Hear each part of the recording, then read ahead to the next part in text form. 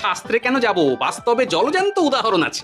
আমি মানতে পারছি না। হুম, মানতে পারছি না বললে তো হবে না, তোমাকে মানতেই হবে। বেশ, প্রমাণ করো। আমি যদি তোমাকে প্রমাণ করে দিতে পারি, তাহলে আজ থেকে বাড়ির বাজার দোকান করার দায়িত্বটাও তোমাকেই নিতে হবে। দিদা, তুমি তো ফেঁসে যাবে, দাদুর সঙ্গে বাজি লড়বে না। এই বাদ দে তো, তোর দাদু আগে প্রমাণ করুক যে বেশি নড়াচড়া করলে বয়স কমে। হ্যাঁ তাহলে বাজি। হ্যাঁ, বাজি। আচ্ছা ঠিক আছে, বেশ। তুমি তুমি একটা পশুর নাম বলো তো, যারা খুব তাড়াতাড়ি দৌড়োয়। ঘোড়া, হরিণ, চিতাবাঘ আরো আছে। আচ্ছা, এবার সবচেয়ে আস্তে আস্তে কোন পশু চলে, এরকম একটা পশুর উদাহরণ দাও। কেন কচ্ছপ? এই তো পেয়ে গেছে উত্তর।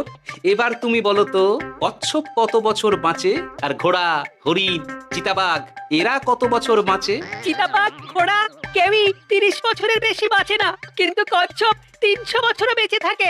হেরেছে, হেরেছে।